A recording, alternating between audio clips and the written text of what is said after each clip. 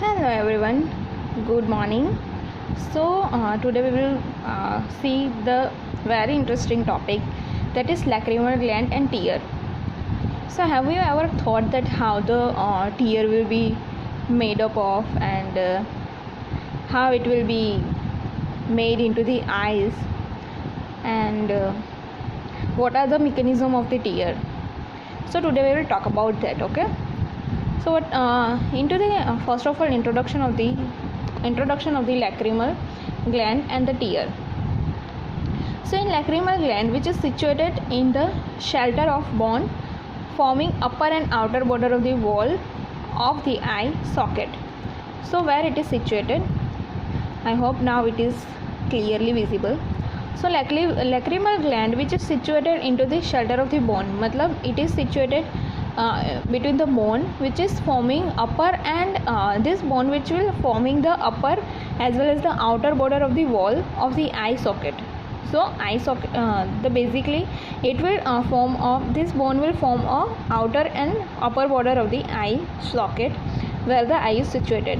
Now from lacrimal gland, tear flows over the surface conjunctiva and drains into nose via lacrimal duct, lacrimal sac and nasolacrimal duct. So from the lacrimal once it will the tear which is formed into the lacrimal gland.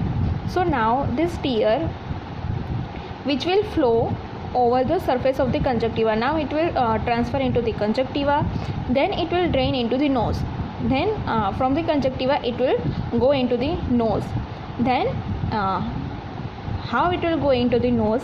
So with the help of the lacrimal duct, lacrimal sac and nasolacrimal duct. So with the help of these three structure, the tear will go from the conjunctiva to the nose. Now tear is a hypertonic fluid. Okay, what is tear? So tear is a hypertonic fluid due to its continuous washing and lubrication. So what is the function of the tear? So it will continuous washing and lubricated the eye.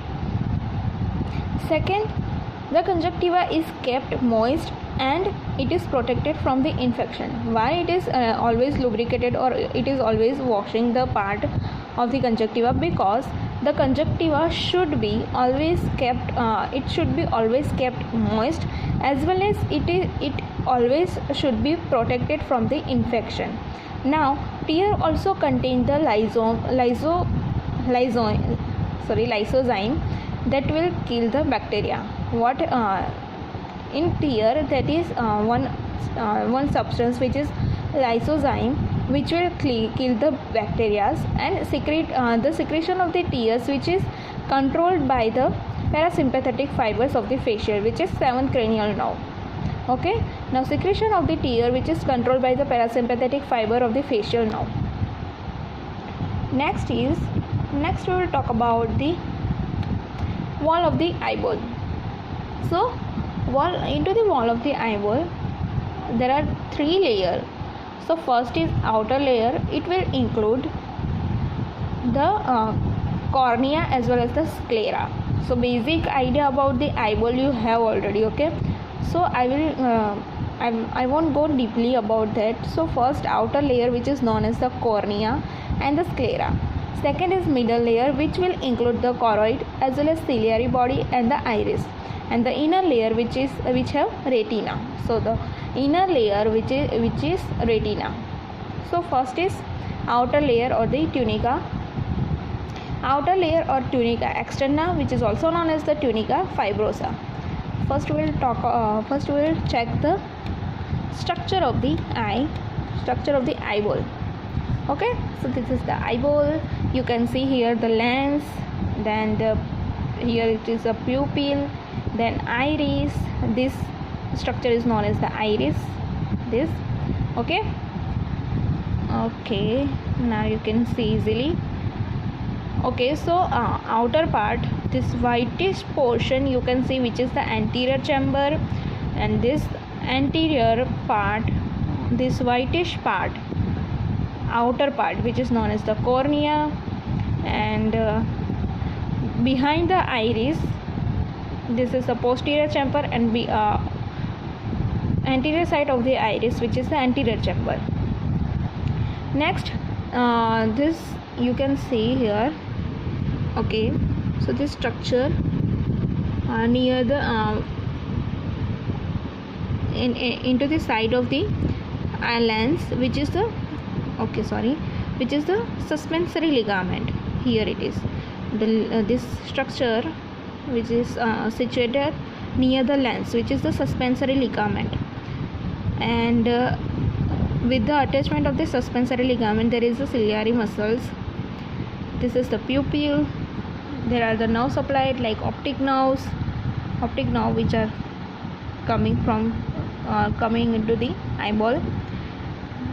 There is a one disc like structure you can see here, this here, which is the optic disc. Okay, and this is the outer side, which is the inferior rectus. So this is the optic nerve, you can say. Now it is the posterior part. Okay, so what are those structures situated into the posterior side? These are the upper side which is so upper side it is the superior rectus, and below it is the inferior rectus. Okay, then the outer side, which is the sclera, the middle layer, which is the choroid, and the inner layer, which is the retina. Second, in between the retina, which is the vitreous body. Okay, second, the outer side, into the middle layer there is a fovea centralis.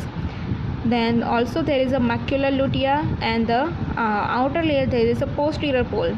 So this is about the structure of the eyeball. Okay, so first we'll start with the outer layer of the tunica externa. So outer layer, which preserves the shape of the eyeball, and the posterior 5/6 of the coat is opaque, and it is called the sclera. We already seen what are the structure of the sclera and cornea. So outer layer, which will preserve the shape of the eyeball. Okay, what is the function of the outer layer? So outer layer always preserve the shape of the eyeball, so it will always maintain the shape of the eyeball. Second, posterior part of the eyeball, which is about 5 to 6 of the coat, which is opaque in a structure, as well as it is also known as the sclera. Now anterior 1/6, which is transparent and which is also known as the cornea. So first is sclera. So what is sclera? Which is the tough with white fibrous outer layer of the eyeballs, and it will cover the posterior 5/6 of the eyeball, and anteriorly it is continuous with the cornea. So what is sclera? Sclera is a tough part or tough white fibrous layer, which is the made up of the fibrous tissue. So which is the white fibrous outer layer. Second, it will cover the posterior 5/6 of the eye. It also cover the it only cover the 5/6 part of the eye onto the posterior side, and anterior side it is continuous with the cornea.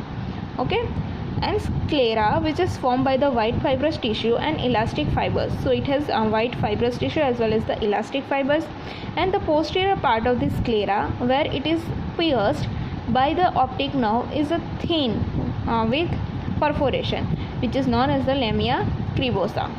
Okay, so this is about the sclera. Second is cornea, which is the transparent convex anterior portion of the outer layer of the eyeball, and it will cover the it is situated onto the anterior side, and it will cover the iris as well as the pupil. So this is about the structure of the cornea. Next is how it is formed. So it is formed by onto the anterior side about 1/6 of the outer layer, and it will continuous with the sclera. As you know, cornea is transparent. It does not appear transparent, but it appears like a different color such as blue, green, brown, grey, black. So it cornea will not look like a transparent. It is transparent, but it will not look like a transparent. It will appears like into the different color, which is green, brown, black, and blue. So it is because why it is looking like that. So it is because of the color of iris. which is present just behind the cornea, and the sclera, it will overlap the cornea and its periphery and appears in front as a white of the eyes. So why it is appear into the color? Because it is because the color of the iris. So this color of the iris which is present just behind the cornea, and because of that the sclera and the cornea which will overlap with each other, it will at its periphery and it will appears in front of the white of the eyes. So this is about the